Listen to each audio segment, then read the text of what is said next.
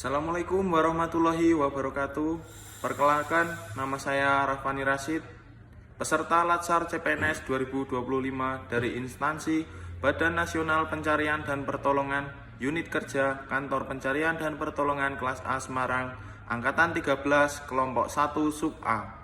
Pada kesempatan kali ini saya akan menjelaskan pengalaman belajar agenda 3 hari kedua dengan menguraikan ulasan pemaknaan terhadap materi manajemen ASN dan Smart ASN, proses dan substansi. Pada agenda 3 hari kedua ini, saya dan rekan-rekan membahas tugas yang sudah dikerjakan pada pertemuan pertama, di mana tugas tersebut tentang isu-isu terkini dalam lingkup nasional yang berkaitan dengan kedudukan dan peran ASN, yang masih berkaitan dengan materi agenda 3, yaitu manajemen ASN dan Smart ASN.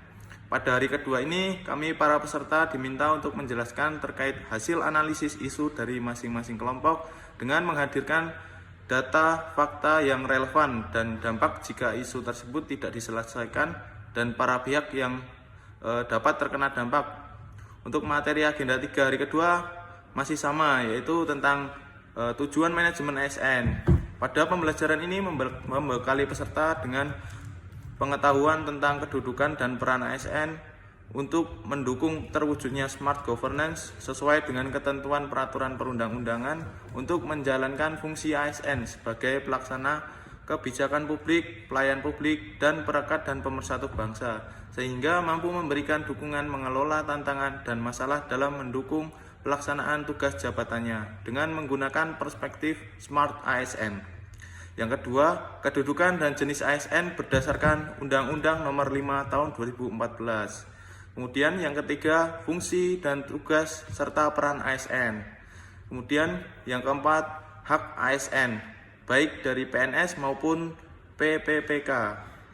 Kemudian yang kelima, kewajiban ASN, yaitu setia pada Pancasila, Undang-Undang Dasar 1945 dan NKRI, menjaga persatuan, taat hukum, rahasia jabatan siap ditempatkan di seluruh negara kesatuan Republik Indonesia, serta bekerja jujur, bertanggung jawab, menunjukkan integritas dan keteladanan.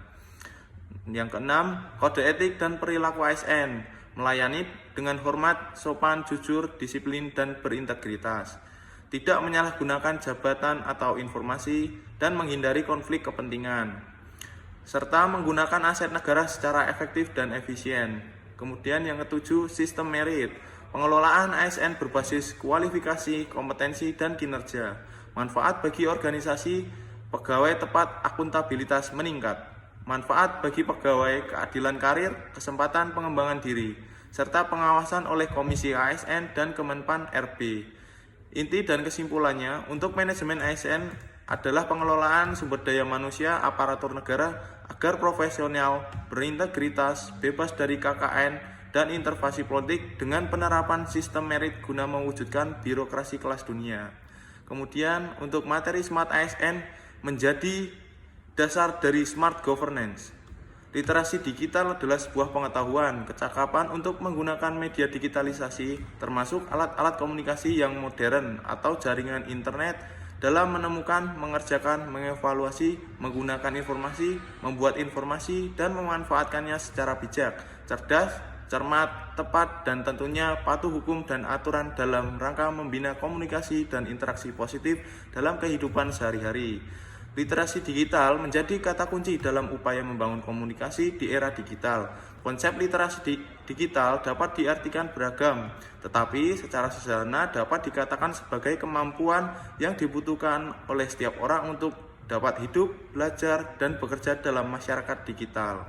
4 pilar kompetensi: digital skill, digital culture, digital ethic, digital safety. Kemudian, indeks dan status literasi digital. Survei Nasional 2020, tingkat literasi digital Indonesia masih sedang. Subindeks tertinggi adalah kemampuan teknologi dan literasi data.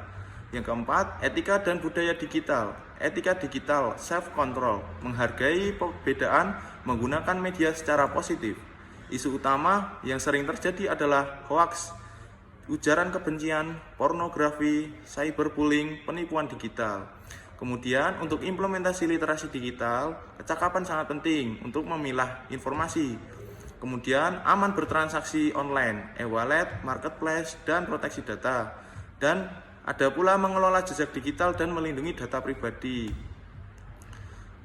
6. Konteks keindonesiaan. Nilai Pancasila dan Bhinneka Tunggal Ika sebagai landasan literasi digital.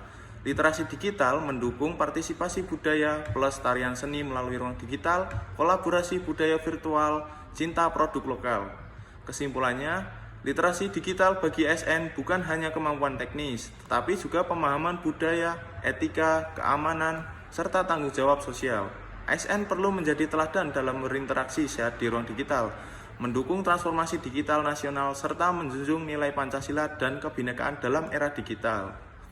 Sekian video pengalaman saya pada agenda 3 hari kedua ini. Mohon maaf apabila ada kesalahan kata. Terima kasih sudah menonton. Basarnas, we are family. Profesional, modern, teruji. Afiknam, Jagat, Samagram. Wassalamualaikum warahmatullahi wabarakatuh.